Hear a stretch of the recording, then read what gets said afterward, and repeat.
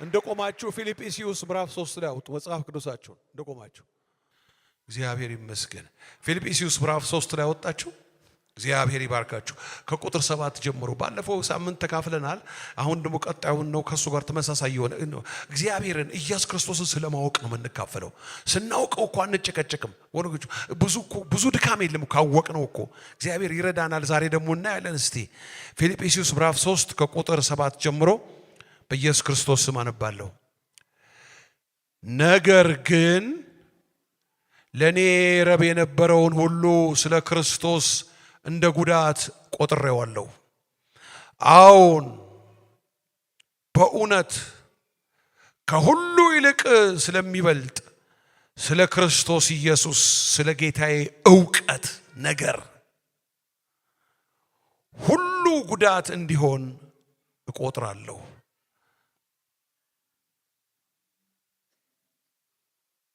ስለ እርሱ ሁሉን ተጎዳሁ፣ ክርስቶስንም አገኝ ዘንድ በክርስቶስም በማመን ያለውን ጽድቅ ማለት በእምነት ከእግዚአብሔር ዘንድ ያለውን ጽድቅ እንጂ ሕግ ለእኔ ያለውን ጽድቅ ሳይሆንልኝ በእርሱ እገኝ ዘንድ ሁሉን እንደ ጉድፍ እቆጥራለሁ። እርሱንና የትንሣኤውን ኃይል እንዳውቅ በመከራው እንድካፈል ወደ ሙታን ትንሣኤ ልደርስ ቢሆንልኝ በሞቱ እንድመስለው እመኛለሁ።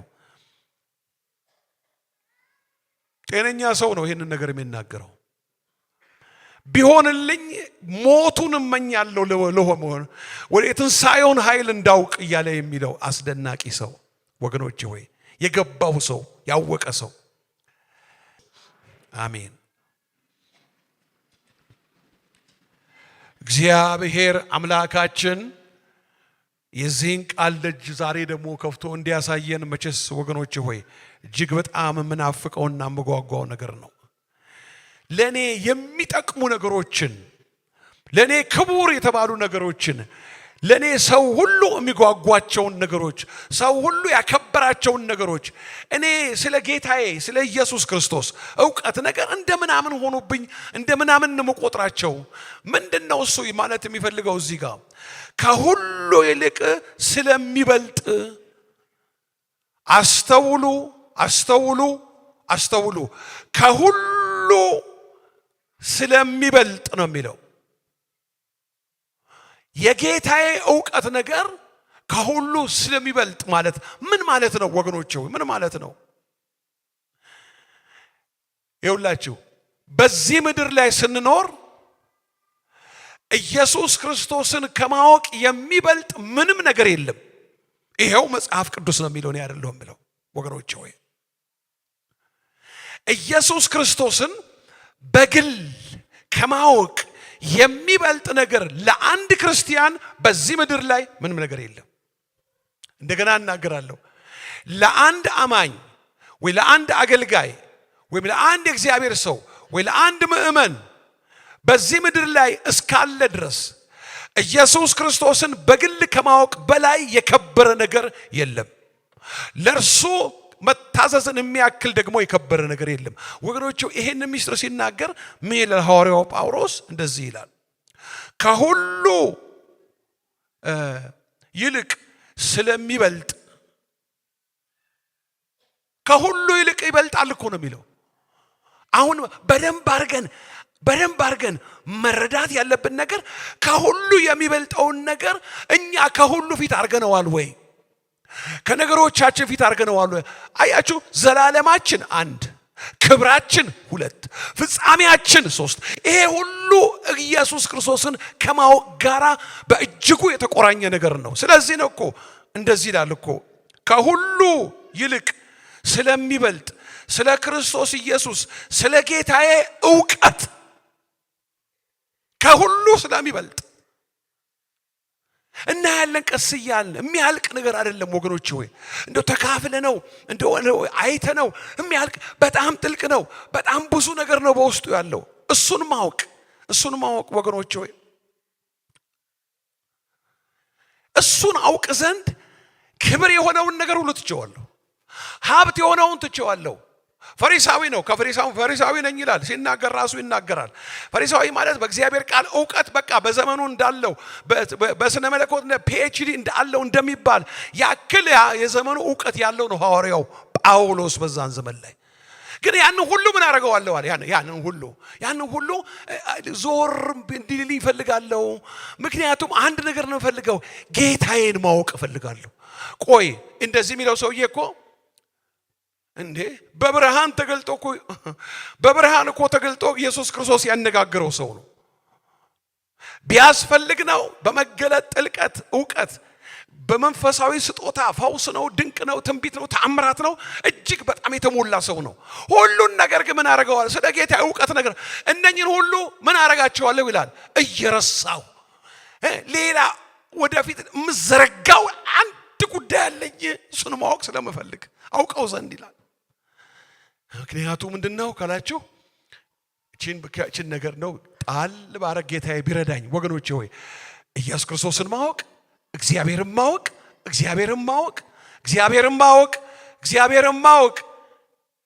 እግዚአብሔር ጋም ሄደን የማያልቅ ነገር ነው። እወቁ። እግዚአብሔርን ማወቅ ማለት መንግስተ ሰማይም ገብተን የምናውቀው እንዳይመስላችሁ።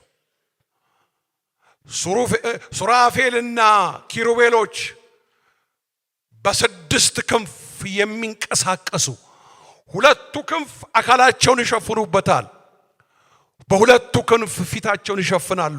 በሁለቱ ክንፍ እየበረሩ ቅዱስ ቅዱስ ቅዱስ እያሉ እየዞሩ የሚያገለግሉት በዘመንና በዘመናት እኔ አላቅም ምን ያህል ጊዜ እንደሆነ ሁሉ ጊዜ የሚደነቁት ግን ስለማያውቁት ነው። አዲስ ስለሆነ ነው። አይታወቅም፣ ታውቆ አያልቅም። ከኢንተርኔትና ከዩቲዩብና ከተለያየ ሶሻል ሚዲያ ላይ ስለ እግዚአብሔር ኢንፎርሜሽን መሰብሰብ እግዚአብሔርን ማወቅ አይደለም። በኢንፎርሜሽን መሙላት ወገኖቼ ሆይ እግዚአብሔርን እንዴት ነው ታዲያ? አያችሁ አንድ ነገር እኮ ነው። ኢየሱስ ክርስቶስ በሉቃስ ወንጌል አታውጡ። ሉቃስ ወንጌል ምዕራፍ 23 ቁጥር 34 ላይ እንደዚህ አለ አባቶይ አያውቁም እያደረጉ ያሉትን ይሰድቡኛል፣ ይወጉኛል፣ ይቸነክሩኛል፣ ይተፉብኛል፣ ያፌዙብኛል፣ አያውቁኝም። ስለዚህ ይቅር በላቸው። የሚያደርጉትን አያውቁምና ኢየሱስ ክርስቶስን በዛ ሁሉ ስቃይ ውስጥ እንዲያልፍ ያደረጉት ለምንድን ነው? አለማወቅ። ሕዝቤ ዕውቀት ስላጣ መንፈሳዊ ዕውቀት ስላጣ ጠፋ ይላል እኮ በመጽሐፍ ቅዱስ ላይ ወገኖቼ ሆይ። ስለዚህ ምንድነው እሱ የሚያደርጉትን የማያውቁት ማን እንደሆነ? ሰማይና ምድርን ከአብና ከመንፈስ ቅዱስ ጋር የፈጠረ ሰውን ከምድር አፈር ያበጀ መለኮት ስግደትና አምልኮ የሚገባው ሰው ከዘላለም ሞት ፍርድ እንዲያመልጥ ሰውን ሊያድን የሚችል ሰው ስለሌለ መለኮት ከሰማይ ሰማያት ወርዶ ከድንግል ማርያም ተወልዶ ስጋ ለበሰ። ምክንያቱም ሊያድነን የሚችል ስለሌለ። ግን አላወቁትም። ያለቅሳል ስላላወቁት። እዚህ ጋር ምን አለ?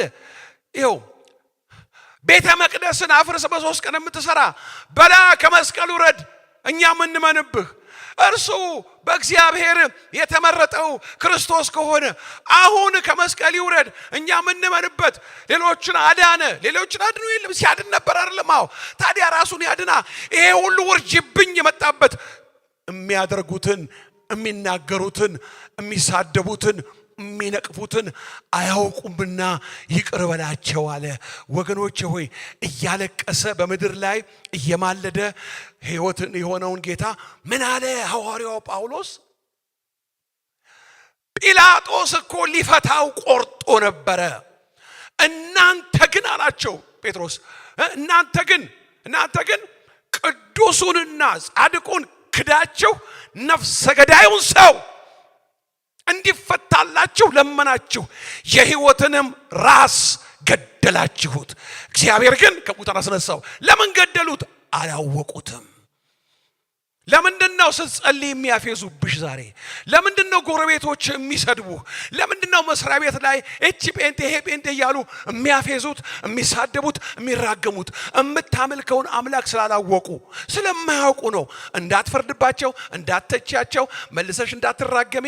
ኢየሱስ እንደዚህ ነው ያለው፣ የሚያደርጉትን አያውቁምና ይቅር በላቸው። እስቲ ቤተ ክርስቲያን ትላለች የሚያደርጉትን።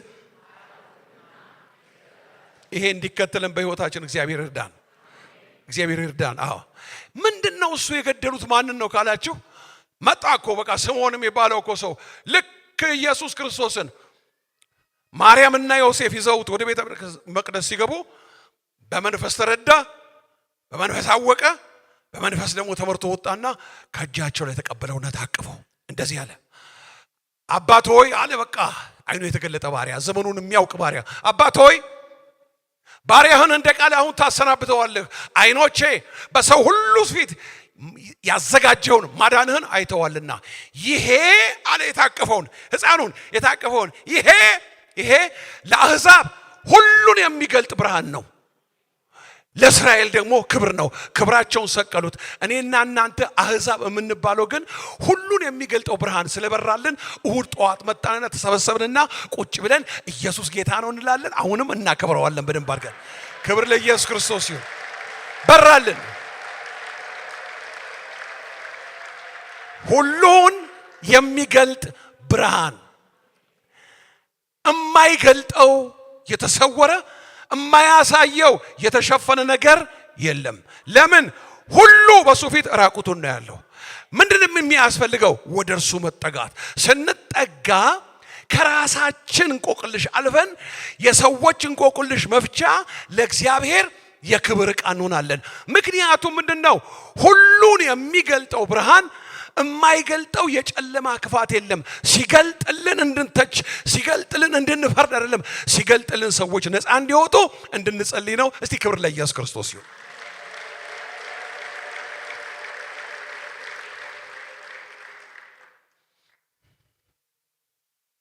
የሰው ልጅ በጌታ በኢየሱስ ክርስቶስ ያመነ ሁሉ ፍጻሜውና ክብሩ ኢየሱስን ከማወቅ ጋር የተያያዘ ነው። ይሁላችሁ ኢየሱስ ክርስቶስ ከሰማየ ሰማያት የወረደው እንድናውቀው ነው። አንዳንድ ሰዎች እንደዚህ ይላሉ፣ ጌታን ተቀብያለሁ፣ ጥምቀት ተምሬ ተጠምቄያለሁ፣ ደግሞ ካስፈለገም ደግሞ እልፍ ልበል ካልከኝ ደግሞ አለ በመንፈስ ቅዱስ ተሞልቻለሁ። በቃ አይበቃኝም እንዴ? አይበቃህም። እግዚአብሔር እንድታውቀውና የተገባውን ክብር እንድትሰጠው ለአንተም የፍጻሜ ማማር እሱም በማወቅ እንድትሄድ ይፈልጋል። ይሁላችሁ ወገኖች ሆይ ልባችን እግዚአብሔርን እንዳናውቅ ከሚከለክሉ ነገሮች መካከል ዋነኛው ነው።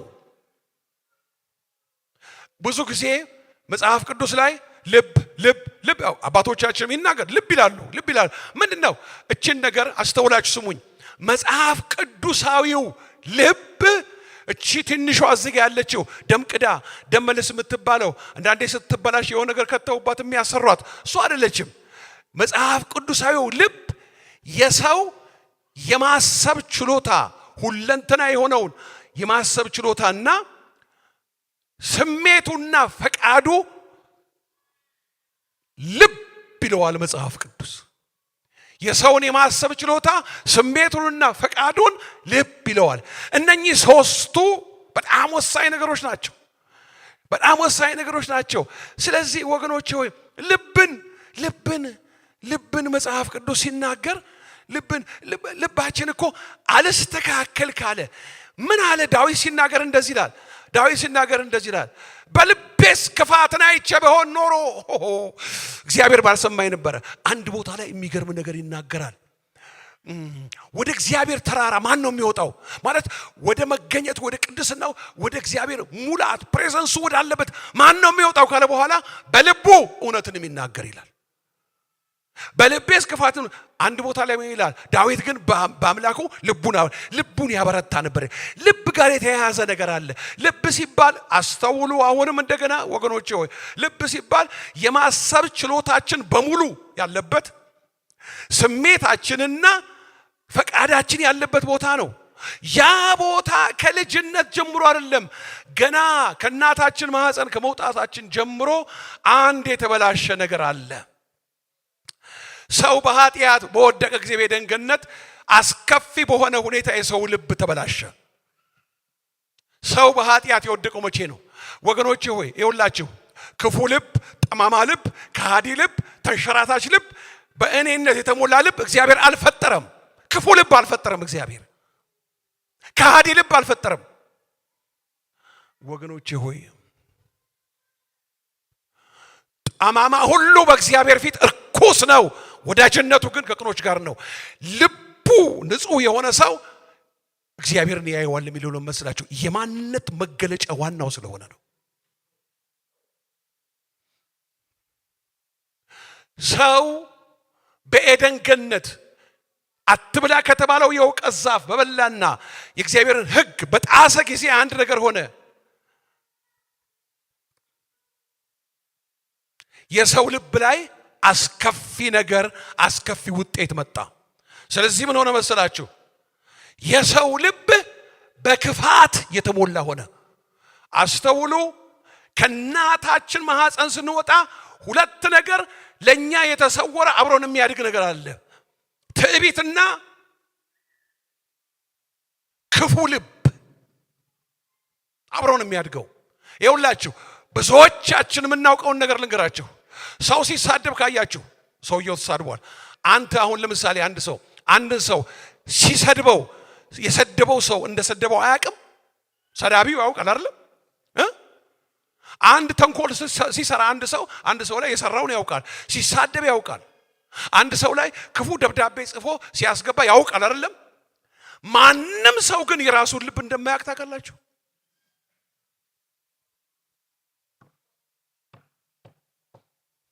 የራሱን ልብ ሰው እንደማያውቅ ማወቅ ትፈልጋላችሁ? እንዲህ የሚል ሰው አጋጥሟችኋል? ሰሞኑን ትንሽ ትዕቢት ይዞኛል የሚል ሰው ሰምታችኋል? እሺ፣ ሰሞኑን በጣም በቃ ራሴን እየወደድኩ ነው። በጣም ራስ ወዳድነትና ትዕቢት በውስጣችን አለ፣ አናውቀውም። እሱ እንዲወጣ ዘመናት፣ አንዳንዶቻችን 30 ዓመት፣ አንዳንዶች 40 ዓመት፣ አንዳንዶች 10 ዓመት ያ እንዲወጣ እግዚአብሔር እዛ ጋር ችግር አለው። ብዙዎቻችን እኮ እንጸልያለን፣ ወረዳችን ግን ትክክለኛ አይደለም ወገኖች። የልባችን ስፍር ትክክል አይደለም።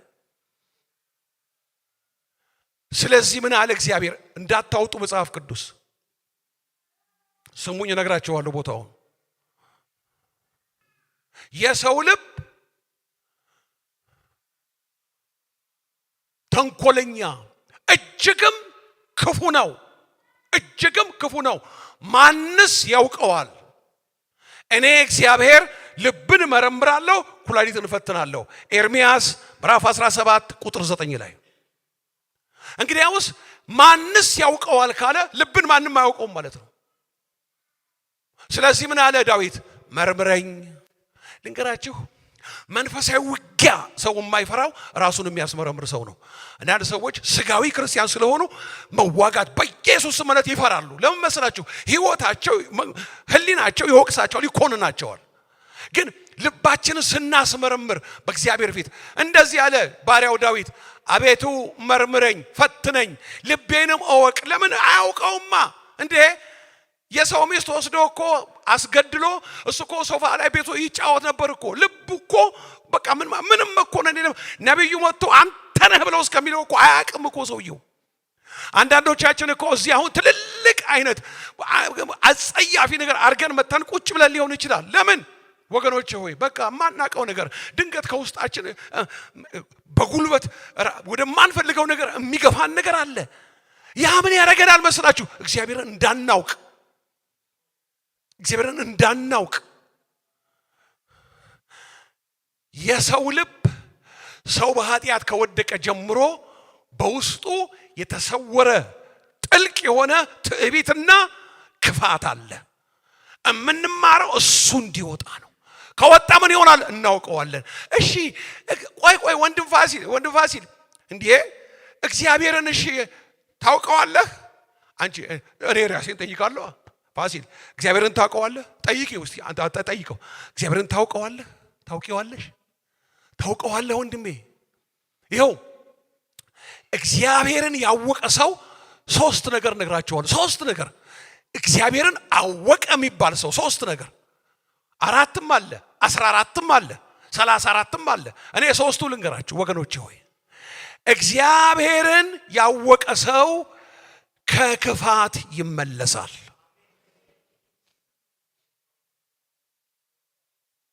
እግዚአብሔርን ያወቀ ሰው ከቂመኝነት እና ከጥላቻ ይመለሳል።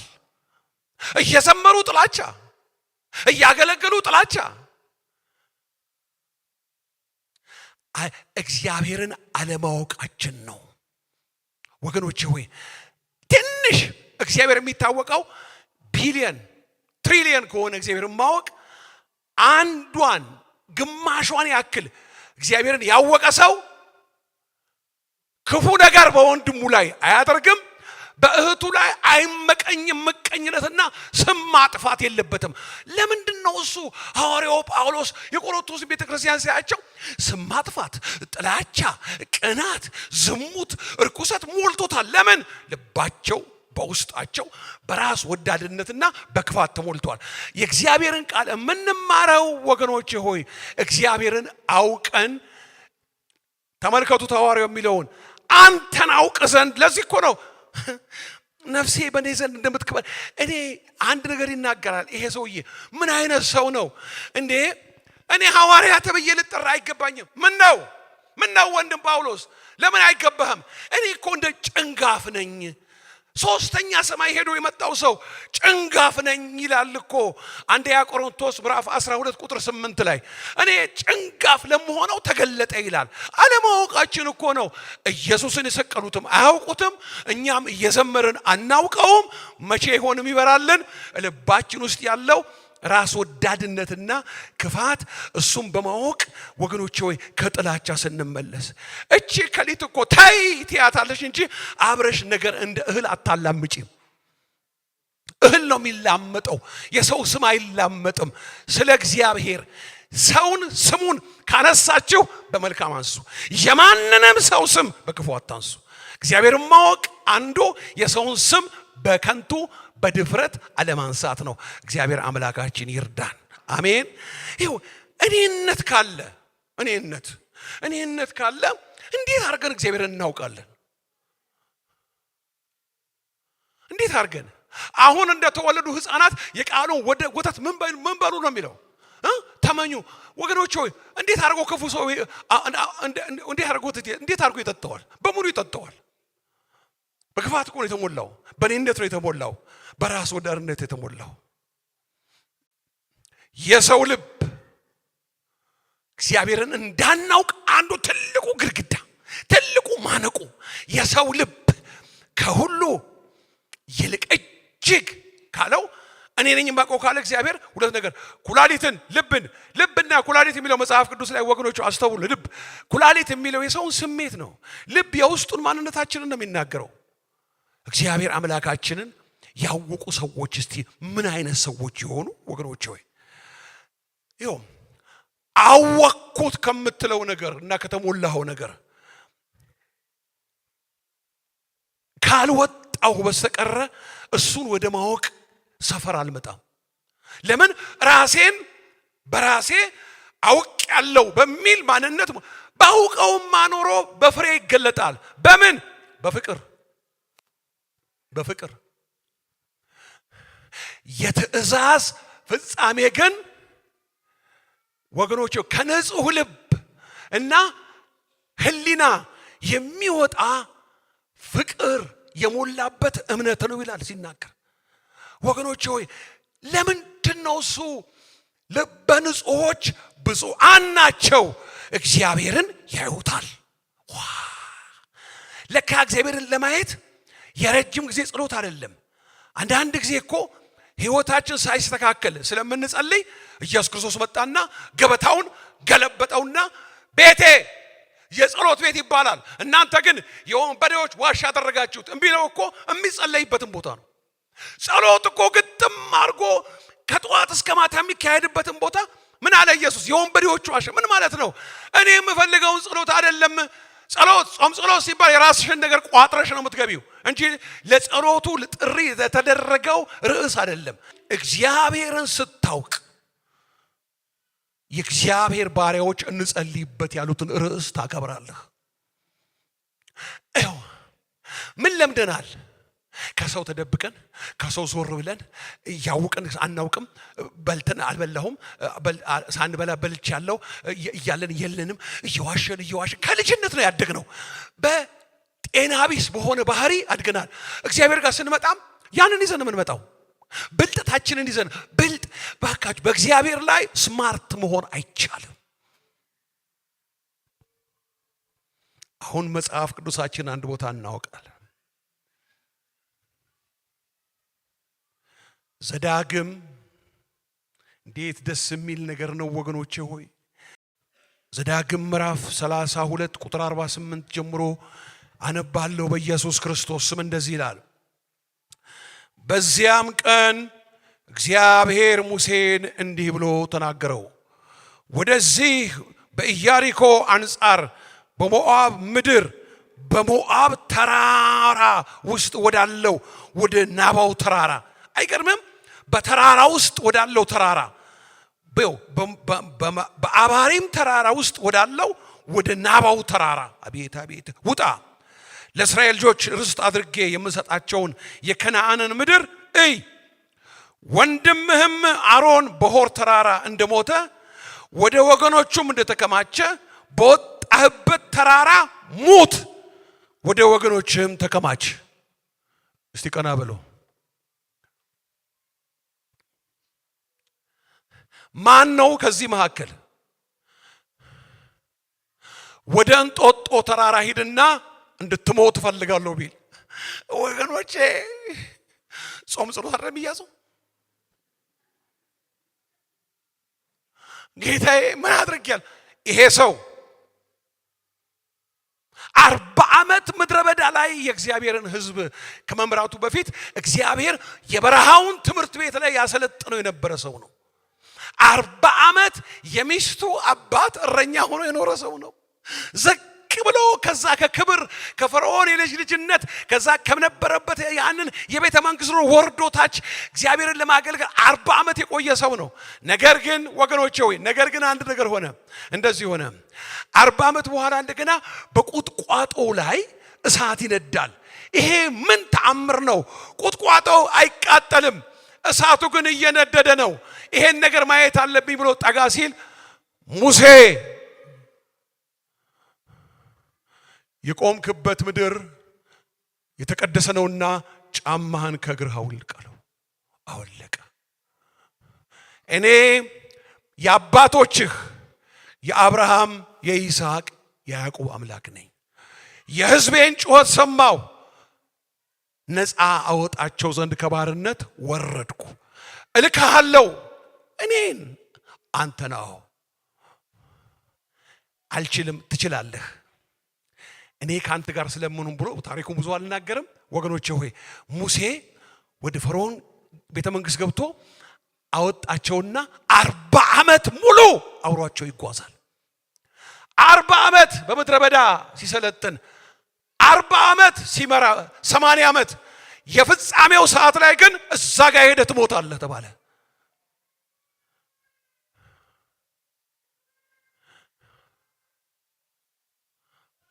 ሙሴ ወዴት ነው የምትሄደው? እንደምን አደርክ ሙሴ? እግዚአብሔር ይመስገን ደህና አደራችሁ? ደህና እግዚአብሔር ይመስገን ደህና ነኝ። ወዴት እየሄድክ ነው? እግዚአብሔር እዛ ተራራ ላይ ሄድና ሞት ብሎኛል፣ ወደዛ እየሄድኩ ነው። ታዲያ እንዲህ አይነት በ9 ወር የተወለዱ ልጆች እግዚአብሔር ነበሩት መጽሐፍ ቅዱስ ላይ ለመሞት የሚሄድ እግር ያላቸው። ሄድና እዛ ተራራ ላይ ሙት። ለእስራኤላውያን ማወርሳቸው ምድር በተራራው ላይ ቆመ ትመለከታለህ። አንተ ግን አትገባም። ምን አረኩ ጌታዬ? ብዙዎቻችን ጥቃቅን ነገር ምን አረኩ ምንድነው እሱ? የአንድ ቀን ሚል፣ የአንድ ቀን፣ የአንድ ሰሞን፣ የአንድ ሳምንት፣ የአንድ ሰዓት ነገር ያንጫንጨናል። እሱ ግን ከ40 ዓመት በኋላ አትገባም። እሺ እግዚአብሔር ሆይ ወደ ተራራው ላይ መሄድ ጀመረ። ወደ የት ነው የምትሄደው? ሙሴ እንደምን አደርክ?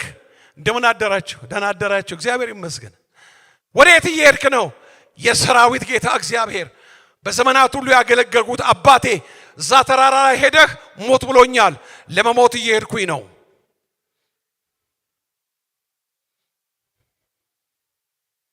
ለመሞት እየሄድኩኝ ነው።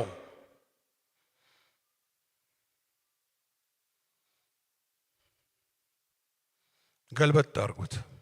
ምዕራፍ 34 ቁጥር 10ን ተመልከቱ።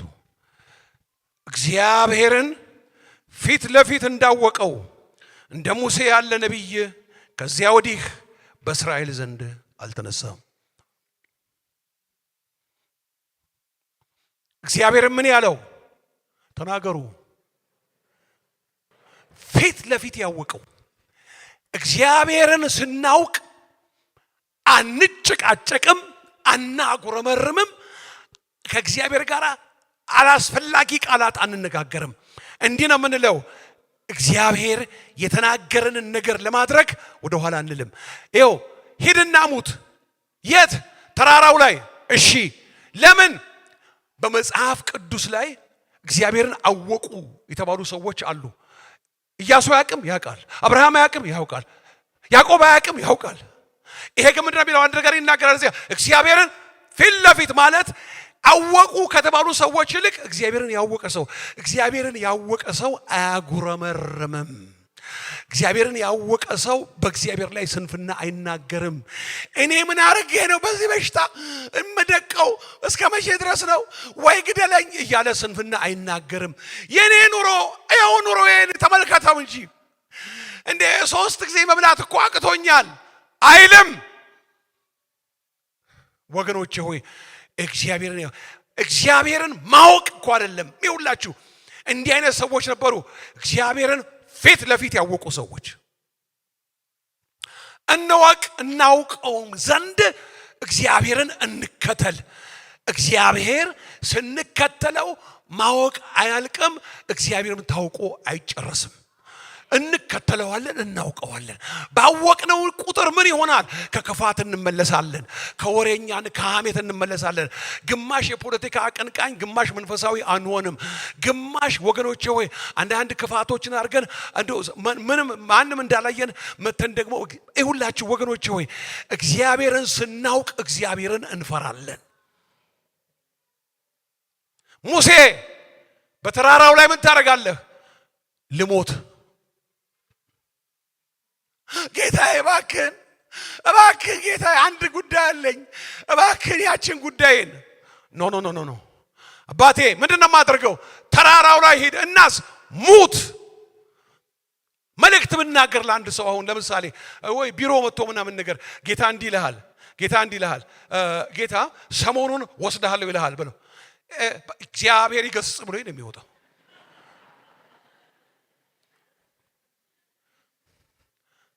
ጌታ እንዲህ ይልሃል፣ እንጦጦ ተራራ ላይ ውጣና ትሞታለህ ብለዋል። ታውቃላችሁ የሙሴን መቃብር ማንም አያውቀው። ሁላችንም መጽሐፍ ቅዱሳችንን የይሁዳ መልእክት ላይ እናወጣለን። ቁጥር 9 አንድ ምዕራፍ ነው፣ አንድ ሌላ የለውም። ይሁዳ አንድ ነው በቃ። ቁጥር 9 እዩ።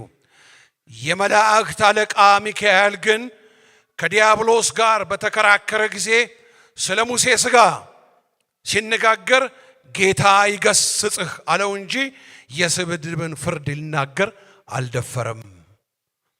ሙሴ ተራራው ላይ ሄዶ ምን ሆኗል? ቀና በሉ ባካችሁ። ይሄ ወገኖቼ ሆይ ተራራው ላይ ሄዶ ሙሴ ሞቷል። አሁን ሙሴ መንፈሱና ነፍሱ በክብር ወደ ሰማይ ወጥቷል። ስጋው በድኑ አለ። በድኑ ጋር ማመጣ ከተፋላ ሉሲፈር ዲያብሎስ አይጂሎ የሙሴ ስጋ ጋር ደግሞ የመላእክት አለቃ የሆነው ሚካኤል ከች አለ። ምን ፈለክ? አልሰደበውም። እንዲህ አለው እግዚአብሔር ይገስጽህ በል ይሄ ስጋ ምን አይነት ስጋ ነው? ዘመኑን ሁሉ እግዚአብሔርን ያከበረ ነው። እግዚአብሔርን አከበረ፣ ለሞት ታዘዘ፣ ዘመኑን ሁሉ ለእግዚአብሔር ቀደሰ። ከቤተ መንግስት ወጣ፣ ሄደ ምድረ በዳ ላይ ቆየ። 40 ዓመት ቆየ። 40 ዓመት አገለገለ። መጨረሻ ላይ ሲያርፍ በድኑ ነው የቀረው። በድኑ ጋር ዲያብሎስ ምን አለ? ይሄ ነበር ያሰቃየን ህዝቡን እየመራ ብሎ በድኑን ሊያንገላታ መጣ። ስጋውን ሊያንገላታ መጣ። ምን አለ ሚካኤል? በልዞር በላለው ማመጣ? የመላእክት አለቃ ሚካኤል መጣ። ይኸው እዩት። ተከራከሩ እኮ መጡ። ተከራከሩ፣ በሙሴ ስጋ ተከራከሩ። አትነካውም አለው። የሚያከብር ታማኝ አምላክ ነው። ስሙ ለዘላለም የተመሰገነ ይሁን።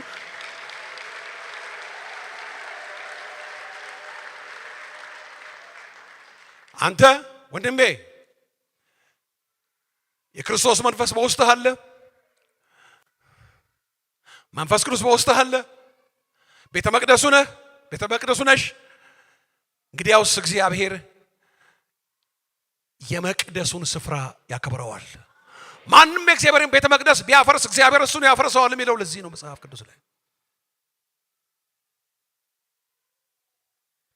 ሀብት ሁሉ የለም፣ ንብረት ሁሉ ወድሟል፣ ልጆች ሁሉ ሞተዋል፣ ቤትህ ተቃጥሏል። አንተ በቁስል ያለኸው ምን ታረጋለህ? እግዚአብሔርን ጋይ ስንፍና ተናገርና ሞት አለችው የኢዮብ ሚስት።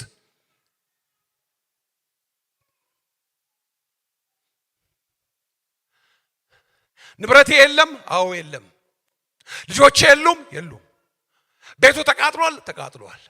ንብረት የለም፣ ከብቶች የሉም። አንተስ በቁስል የት ላይ? አመድ ላይ። ስደበዋ ታዲያ አለችው። የዓለም የመናፍስት ሰራዊት አለቆች ጠቅላላ ጭንቅላቱ ላይ ተቀምጠው ይሄን ቃል በሙሴ ላይ ተናገረች። አንቺ ከሰነፎቹ ሴቶች እንዳንዶርሽ ከእግዚአብሔር መልካም ነገር ተቀበልን፣ ክፉ ይሄን ክፉ እንቀበል ዘንድ አይገባምን? እግዚአብሔር ሰጠ፣ እግዚአብሔር ነሳ፣ የእግዚአብሔር ስም የተባረከ ይሁን ማለት የሚችሉ ያወቁት ናቸው። ክብር ለኢየሱስ ክርስቶስ ይሁን።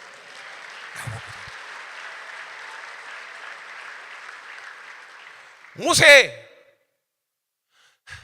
40 ዓመት አገልግለህ 40 ዓመት ምድረ በዳ ኖረህ እግዚአብሔር እዛ ላይ ውጣና ሙት አለ። በቃ ይሄ ነው። ታዲያ ይሄ እግዚአብሔር ምን ትለዋለህ? እኔ እንደ እግዚአብሔር ያለ ማንም የለም።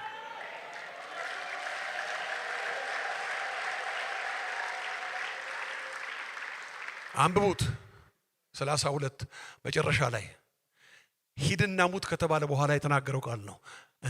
ሂድና ሙት የተባለ ሰው ምን ይላል? እግዚአብሔርን ይባርከዋል።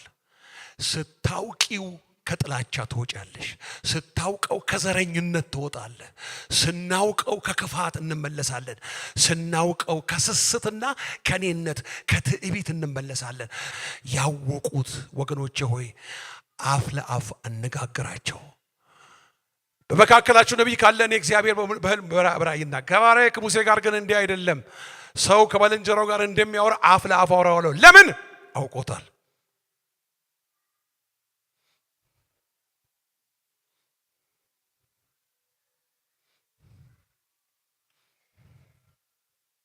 በትንንሽ ነገር ለምን ትላላችሁ? እግዚአብሔርን ለምን እኔ እድሜ የገፋ ሳላገባ ይኸው እኮ በቃ አሁን ከእንግዲህ ወዲህ ማገባ ምን ያደርግ? ቆይ ልንገርሽ አንድ ነገር፣ ብታገቢም ታገቢያለሽ፣ ባታገቢም ኢየሱስ ጌታ ነው። አይዞህ፣ ባታገባም ኢየሱስ ጌታ ነው። አይዞህ፣ ትኖራለህ። ይኸውልህ መንግሥተ ሰማይ ጋብቻ የለም፣ እዛ ትኖራለህ ለዘላለም ከጌታ ጋር። ጋብቻ ያለው እዚህ ምድር ላይ ነው ወገኖቼ ሆይ። ሙሴ ውጣና ሙት። ይሄ 40 ዓመት ምድረ በዳ 40 ዓመት ስትመራ ያገለገልከው ምን አይነት እግዚአብሔር ነው? አገልግለኸው እሱማ እንደ እግዚአብሔር ያለ ማንም የለም። እስቲ ክብር እንስጠው ለእግዚአብሔር።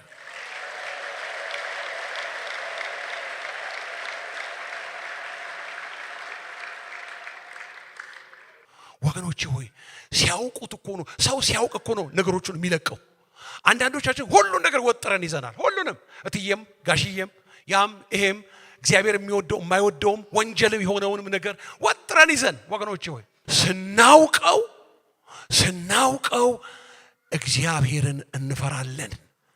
አናማም፣ ጥላቻ ውስጥ አንገባም፣ ክፋት ውስጥ አንገባም። ክብር ለመንፈስ ቅዱስ ለዘላለም ይሁን። እስቲ ተነስተን ቆመን እናመሰግነዋለን ጌታ